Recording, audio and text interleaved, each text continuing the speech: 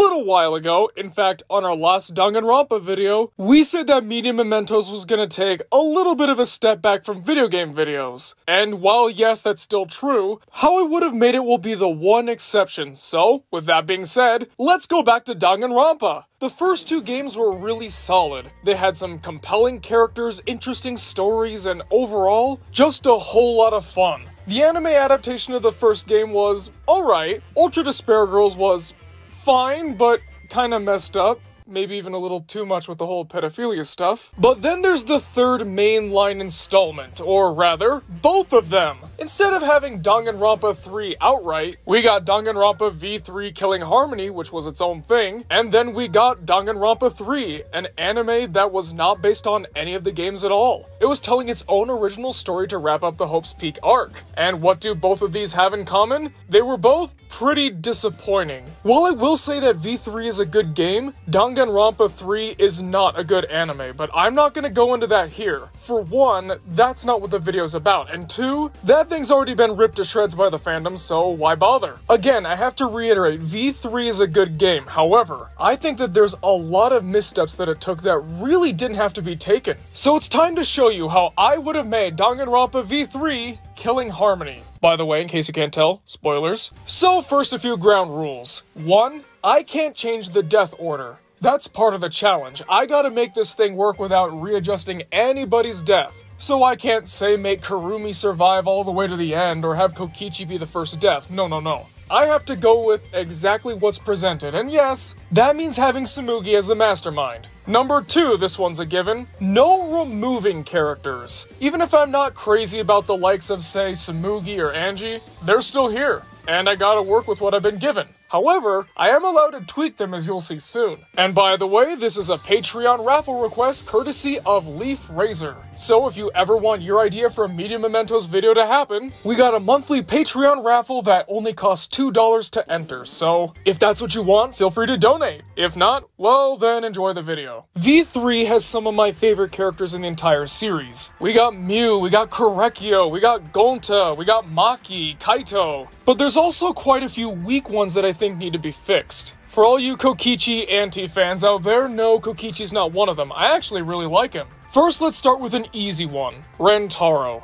Now, it's not necessarily that I don't like him, it's just that he's Rantaro, and that's pretty much it. He's nice, he has a sense of loyalty to his family, and he doesn't know his talent. But that's kind of all we get. And I don't think that changing Rantaro is really what we need. I just think we need to see more of him. Yes, I know he dies first, but maybe having a couple more scenes of prominence with him, or maybe even a few more dialogue exchanges with different characters, that would make him seem a lot more substantial. I'm going to lump the next 3 all in one. Angie, Tenko, and Himiko. The reason why I'm putting them here is because they're basically just one note. With Angie, it's only talking about Atua, and that's all. Tenko, it's how much she hates men or loves Himiko. And with Himiko, it's about her magic, and how everything is just a pain, and she doesn't feel like doing anything, yada yada yada. These traits are fine for a while, but they get old really quickly, especially Angie. Have Angie talk more about her talent or artistry or anything else, really. Let Tenko have conversations that don't just revolve around her hatred of men or how much she loves Himiko.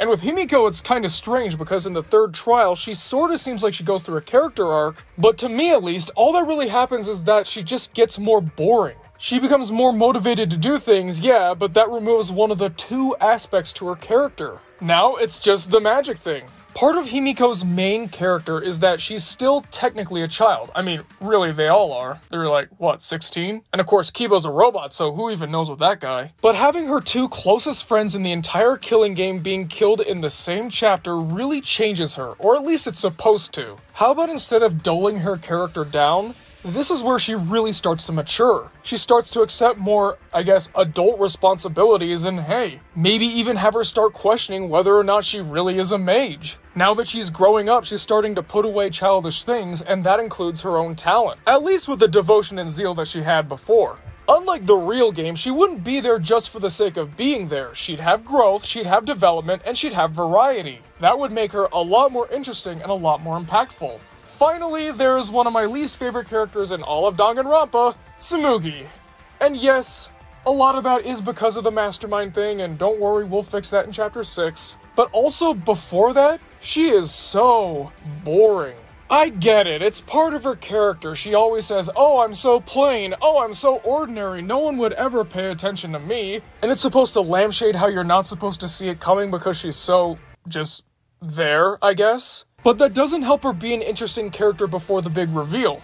In fact, it kinda hurts her. It's hard to get invested in a boring character. So when she reveals that, surprise, she was the one behind this whole thing, the reaction to her reveal won't be nearly as strong as, say, Junko's or Izuru's. And she also doesn't really have a lot of connections with the cast. Shuichi and the gang talk about, oh, Sumugi, you were our friend and you betrayed us, how could you, we're so hurt. But was she really their friend? If you don't do her free time events, she doesn't have very many meaningful conversations with the group. Unless you count crowd scenes or the student council. And it's a shame too, because when she talks about her nerdy interests or cosplaying and all that sort of stuff, she's fun, she's interesting, but we don't get a whole lot of that because she's so busy saying, wow, I'm so boring. So the fix is simple. Tone down the boring stuff, and have her talk more about her geeky interests. It would kind of be like having a far less perverted Hifumi end up being the mastermind. A character that was a comedic relief aspect that just kept sticking around ends up being the big bad. When you see that someone who provided all this levity turned out to be the one to cause all these problems, that would not only hurt the rest of the cast,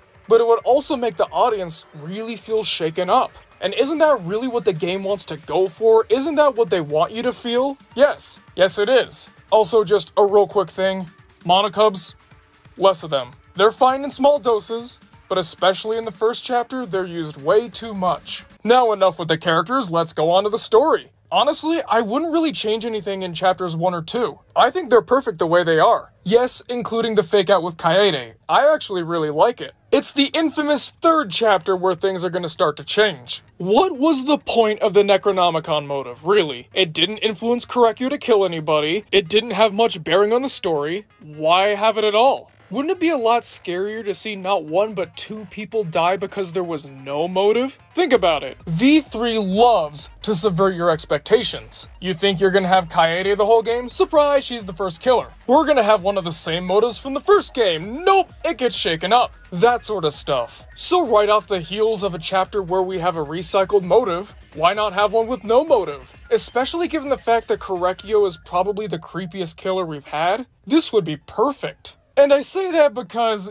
it's always going to be really obvious that Korekiyo's the killer. Let's face it, Tenko died during his seance. He was the one who set the whole thing up. How do you not know that he killed her? But more on that in a minute. So, removing the Necronomicon kind of changes a little bit in the story, right? Angie and her student council want to revive one of the dead participants in the killing game, and they chose Rentaro. That, of course, has to be kept. However, instead of the Necronomicon, why not just have it be something pertaining to Atua? I know that I said that I wanted Atua's focus to be lessened a lot in this game, but let's face it, it's a made-up religion where anything's possible. This would be the perfect replacement. And this would also be a big reason for why the student council is even more feared. The whole thing is basically an extension of Angie's cult. So why not go full force with it? And also, when Angie winds up dead, everyone can think, oh wow, whoever did this must have really hated the student council. So let's think, who were some of their biggest enemies? Well, let's have that seance to find out. Whoops, Tenko's dead. And since Tenko opposed the student council, then everyone would get really thrown for a loop. Was the killer a neutral party? Was it someone that was only pretending to be part of the student council? Was it really a student council person that just went insane? Who knows? At least who knows yet. Of course, as everyone expects, Korekiyo killed Tenko, but he asserts that he did not, in fact, kill Angie. But in this version, he's telling the truth. This is done partially to make the trial a lot less predictable because, again, come on, look at this guy. Listen to how he talks. We're falling. I wonder how far we will plummet. It was my dream to make 100 friends. Do you really think he's not gonna kill somebody? It's like Celeste all over again. You know it's coming, you're just waiting for when it does. In our version, Angie's still found in her lab, just like in the real game. However, her blood isn't found under the floorboards of the empty room that Korekiyo's gonna use. Instead, the blood is found in the girl's bathroom. For those of you that know the ending of V3, this is probably starting to make a lot more sense. Over the course of the trial, no one's really able to determine whether Korekiyo actually killed Angie or not. Shuichi's able to lead the group to believe that no, he didn't. However, they all look at the rules. In this version, it's not the first killer that gets to be the Blackened, it's the second. To me, this makes a lot more sense. Why would you kill another person when someone else is already dead? Unless you really didn't know. But with this rule in place, you would be able to escape the former killer's role as the Blackened, and then you would be able to escape while they're still trapped. And then, of course, they end up dying. And it's Tsumugi that ends up pointing this rule out. Of course, when you know the twist, this would be because she wants to cover up who the killer really is. Wink, wink. But to a first-time player, this would be another mystery element that lingers throughout the rest of the game. The sister thing still happens because, well, Korekiyo still doesn't want to die. They convict him, and he once again asserts that he really and truly did not kill Angie. Himiko still has her growth moment, but it's, again, a lot bigger. Korekiyo is executed, and everyone's wondering, who was that killer? If it really wasn't Korekiyo, then that means they're still alive. They're in our group. Which means that they could strike at any moment. I'd leave Chapter 4 the same and leave Chapter 5 mostly the same. My only problem is that it's way too obvious that Kaito's the killer. They're so dedicated with telling you, no, it's Kokichi, trust us, it's Kokichi, really, it's not Kaito, but whoops, it is. What a surprise. I think part of the reason is that when Kaito's in the Exosoul suit, he's only really being Kokichi. He's barely playing as Kaito. Isn't the whole point of this case to confuse Monokuma so that not even the mastermind knows who the killer is? How can you do that without a proper balance? But other than that, I'd keep it the same. Length and all. And now, Chapter 6, where everything all fell apart. Although I do have to say, the way that we find the mastermind out, that's fine. Keep it. The way that we find out that Rantaro wasn't actually killed by Kaede. Keep it. The only difference up until now is that we figure out that it was Tsumugi who killed Angie, just like she killed Rantaro. Only in this case, Angie found the secret lair hidden in the girl's bathroom, which means that Tsumugi had to get rid of her to keep her secret safe. And because she knew Korekiyo was plotting to kill somebody already, because of the second killer is the Blackened rule, she knew she'd be just fine. And now we get to the it was all a lie stuff. I like it in theory. However, I think they go a little bit too far. I think saying that the whole Danganronpa franchise up until this point was fake in-universe, that's a bit much. For one, she just does not stop talking about it. She goes on and on and on in order to shoehorn all the cameos they possibly can into the game. But come on, that feels cheap. And I know the whole point is to ask, oh, was she really telling the truth? Was it all just a lie? But that's kind of a cop-out, you know? The whole point of a mystery series is to get answers. Unless you're really good at leaving the audience wondering like Rashomon, it's best not to try this kind of approach. Especially when it affects the whole franchise like this. Now, I know that a lot of people say that V3 is in a whole other universe, and I think the creator might have confirmed that too. I think, don't quote me on that. But still, it just kind of feels like you're subverting expectations just to subvert expectations. It also kind of hurts the future of the franchise because where do you go from here? If you want to have future killing games, are they going to be fake too? If they are, then how are you going to get invested? And I kind of think that since the Hope's Peak arc was kind of done, it's time to move on to other arcs, maybe arcs that aren't even connected to them at all. This could be done by removing whatever few Hope's Peak references are throughout this game, and just having the killing game be self-contained. This way, V3 could be the start of a new arc, a new series. Not just a capper that goes, it was all a lie, but was it? What I think the big debate should be is whether or not this whole thing was scripted. Remember how Tsumugi said that nobody was really who they thought they were, all their memories were fake, and she basically wrote out the whole thing? Like, I know that seems impossible. Honestly, that's because it is. Did she really write into the script that they'd figure her out and then execute her and all of the killing game franchise of Danganronpa would be over, and Team Danganronpa would shut down? Wow, what a twist, Tsumugi. That should be the main focus, that should be the main debate. Was this whole adventure we went on a lie? And without forcing in the ties to the two previous games and the Hope's Peak arc in general, it could have a lot more impact. It's a new world with new themes and new characters. So what's going on here? Of course, no matter what way you slice it, there's still gonna be all those plot holes. That's kind of hard to avoid, but I guess you could have the kind of ending that the first game had, where you're not really sure if everyone's gonna survive on the apocalyptic outside world. But of course, as per Danganronpa tradition, there's always hope. In fact, that's how the real V3 ends. They go outside of the Team Danganronpa controlled area and try to survive on their own. And it's fine to leave people guessing for that. In the grand scheme of things, it doesn't really change much when the game is isolated and you're not sure if the characters you were really following in this game only were really themselves. Again, it's going back to the previous games that already set up their own world and lore and all that sort of stuff. To me, at least, and to quite a few other people it seems, that's where it gets to be a bit much. So really, that's how I would fix V3. And I know I didn't really lay out a whole lot of fixes, just some character changes and a few story beats, but that just shows you how good the game really is overall. Is it perfect?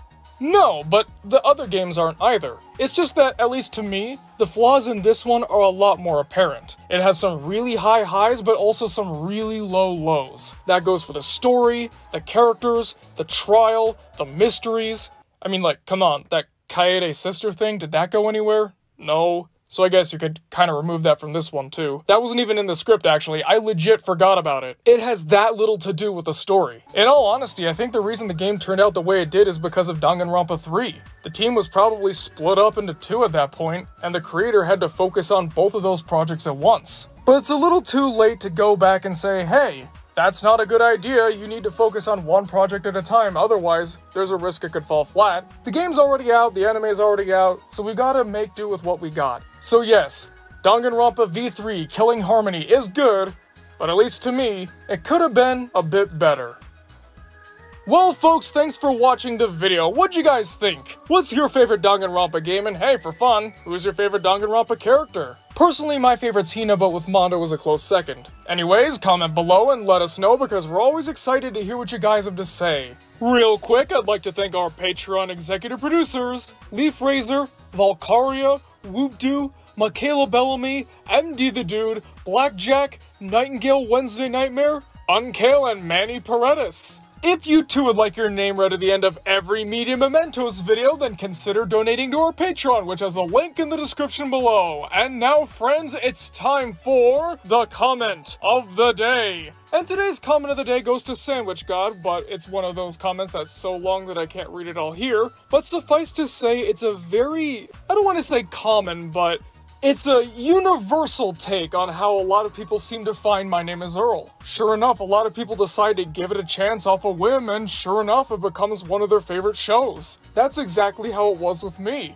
See, I collect a lot of blank VHS recordings. By the way, I'm up to about 1.5 thousand now, so that old video we did about my giant collection, yeah, that's super outdated now. Anyways, I got this one from, I think, Montpelier, Vermont or something that had basically the entirety of the prison arc and then the coma arc, so I got to experience a lot of My Name is Earl all at once. So just one day off of work, I binged the show and immediately fell in love with it, and upon doing research, I decided to approach Billy with the idea for making it the finale of Versus the Network 2. And, well, take a guess what happened, considering it was the video we made last week. Anyways, enough of all this rambling. Thanks for watching, everyone, and we'll see you guys next time.